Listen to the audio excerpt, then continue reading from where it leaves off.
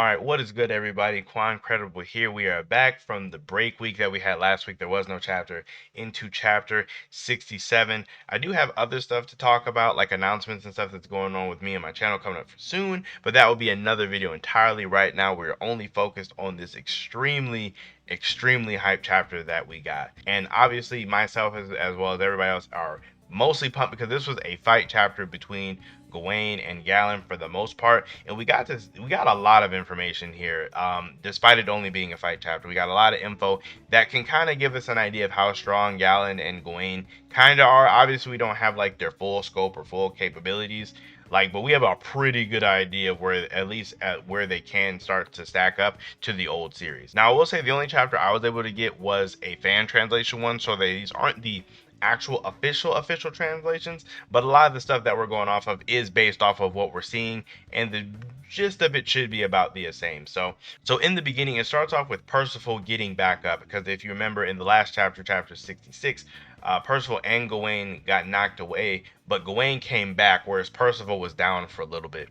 And Percival is talking about how, like, if he was the him he was yesterday, he would have been defeated. So I think what this is trying to say, or what this is trying to mean, is that, you know, with Percival meeting more and more people, his ability with hope is kind of compounding on itself, is what I would assume. So he's probably just getting naturally stronger from having a bigger pool of hope. At least that's how I would interpret it. One small thing I did like about when Percival's thinking about all this is when you see the panel with Meliodas, you can kind of see Elizabeth in the background. Granted, it's not confirmed that that's Elizabeth, but I mean, like, it really looks like Elizabeth. So I mean, I'm going to say that it was her. And then from there, we begin to focus on Lancelot a little bit. Lancelot's talking about, like, among the two magics that he felt, that one of them was the girl that's fighting against Tristan. So he felt one of the magics, which was Melascula, but he's trying to figure out where the other one is, because the other one isn't Galen, because as we remembered, Melascula summoned Galen, but there was another person with her who I believe is on the way to try to take care of Bartra, be it kill him or capture him. I'm assuming kill, but as we know, that is probably where that other person is going. So Lancelot is kind of looking for that person and not necessarily fighting. All the while, Gawain and Galen are having this full-on battle, like they're like full-on going at it. So in the midst of them fighting, Galen keeps talking about Escanor, like he is like obsessed with this man. Like, I mean, like, Escanor is living rent free in Galen's head. Like, that is all he can talk about. like that is all Galen talks about, is just how Gawain is similar to Escanor, how her magic smells the same, how she's kind of like similar. And then he even notes that he is way stronger than what he was last time, you know, with it being enhanced by chaos, and that, you know, he wouldn't even, and he's saying like he wouldn't even be cut by Escanor's battle axe this time around. Which, I mean, and this is what I was talking about, to where we can kind of start to get an idea of how strong these characters are in comparison to their previous forms, or back in Seven Deadly Sins. Because at the bare minimum, we would have to assume that Galen, like, at least right now, would be stronger than the Escanor that beat him. Not saying Galen right now is stronger than Ultimate, the one Sunshine Escanor. Like, not saying that, obviously, because Galen never seen him, so he'd have no idea how strong that exact version of Escanor is. But saying that he's more than likely stronger than the one that basically, like, just destroyed him the very first time. At like bare minimum, I feel like that's, you know, not too crazy to say. And then the part of this chapter that I actually like the most is right when Galen kind of chops down Gawain. He really starts to have this moment where he's like confused, where he's talking about, like, oh, you know, the seven deadly sins, Escanor, and, you know, despite having a human body, how he stood against the demon clan. But then he starts to get confused, because it's almost like he doesn't realize that he's a demon, and he's saying that he's an apostle of chaos who serves the king of chaos. But at the same time, he's like, you know, I'm a warrior of the Ten Commandments.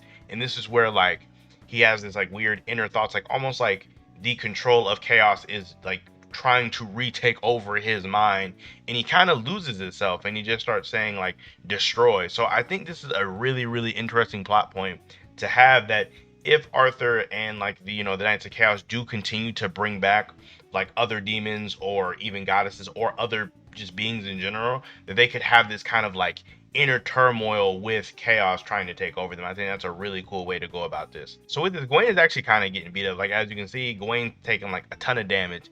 And it's one of the more interesting attacks that she used here, is that when Galen was flying down towards her, she was able to teleport her blade inside of Galen, which is weird because I don't really know how that works. Like, I mean, obviously it works as just teleporting the obviously it just works as her teleporting the blade into him, but it's just a really weird thing to think about. It's like that you can just teleport a sword like already in somebody and then kind of cut through them.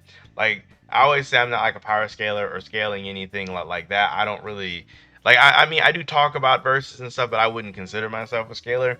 But it makes me wonder like would teleporting an attack inside of somebody count as like a negation of one's durability or not? I kind of feel like that's on a weird line because on one hand you are kind of ignoring their conventional durability by putting something inside of them and then kind of cutting through them that way. But at the same time, I feel like you still have to go through their durability if you're going to then pull it through them as how she did when she cut through Gallon. So kind of a weird thing to think about. I would like to know you guys' opinions on that if you're into that kind of thing. With talking about versus stuff and like scaling to that level. However, even after cutting through Gallon, I mean he is able to reform himself. I mean, be it albeit through the chaos powers or through him actually just being a demon, he is able to regenerate. I'm assuming Gawain has never fought any type of demon before because if she had, she would have not been so surprised when he was starting to reform himself. So I'm just going to go out on a limb and say she's never actually fought or even met a demon for that matter, outside of like Tristan if you want to count him. But this is when we get one of the little mini Percivals who pops up.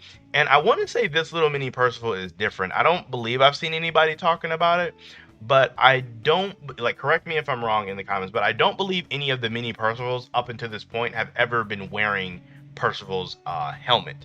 I feel like they've always not had it on. Like it's always just been with his weird hair. I haven't like gone through all of the chapters to double check, but this one really does stand out because you can definitely see the helmet on here and it just looked really weird to me. But I'm assuming this one is different. I'm not for sure if this could be a symbol of Percival's growth as he was talking about in the beginning of the chapter, but this one is definitely different to me. If I'm wrong, let me know in the comments, but I'm pretty sure this one's different. But yeah, all this one does say is that it's going to explode in 3 seconds as Gallon is reforming. And like it creates this massive explosion that I'm assuming blew Gallon to bits. We don't know if he's dead yet. I would assume he's dead because when we see the aftermath, we don't see him at all. So I feel like it would be safe to assume so I feel like it would be safe to assume that he is dead, but you never know, he could possibly reform in the next chapter. We also got a little bit of comedy in the chapter with after the explosion went off, Gawain got caught up in it, so she's all like seared and chasing after Percival. And also a mini feat here that Lancelot and the ground Lancelot was standing on is absolutely fine. Like Lancelot just like straight up tanked the blast wholesale. So Lancelot's actually like it's one of those things where I wanted to see him fight really bad. Like I get it, he's like it's kind of I get it. He's looking for this other person and kind of watching the fights, and I'm pretty sure he knows that Tristan can handle himself. So it's one of those ones where like I did want to see him fight, but I kind of get it. But Lancelot's just like even he's getting feats even not fighting in the fight himself, which is hype. But all in all, this fight for being a fight chapter was actually really hype. I personally tend to rate fight chapters a little bit lower just because not a lot happens. But this one's actually really good. I definitely for next chapter, we do get the title of the next chapter saying it's going to be called Niflheim or Niflheim. Not for sure exactly how you say it, but I will say I've played enough Devil May Cry to know that this is referencing Tristan's half demon, half goddess, status or his race. Is definitely referencing that in some way. So we're definitely going to get a Tristan chapter next where he's probably going to be showing off, both sides of his powers. We probably could assume that without the actual title, but this basically all but confirms it to me as far as I'm concerned. So really hyped to see what Tristan does against Malaska in a 1v1, just because Malaska is a very difficult opponent to fight just because of the types of abilities she has. She has a lot of hacks abilities where she can do some soul stuff and revive people, and she has all kind of weird abilities. So she's definitely a lot harder to fight in my opinion than like say a outright bruiser that you just have to be stronger than like Gallon. You definitely can't wait to see that for next week. But on this chapter, I liked it a lot. I thought this chapter was like an 8.5, maybe even a 9, because it was just like there's so much happening, a lot of information with getting to see how strong Gallon is, or at least getting that small at least tidbit that he more than likely is stronger than Escanor, is stronger than the Escanor that beat him, at least that strong, or at least strong enough to not die in like one hit. Or not, I guess he really didn't die, but he probably believes that he could beat that Escanor at that power with the power he has right now.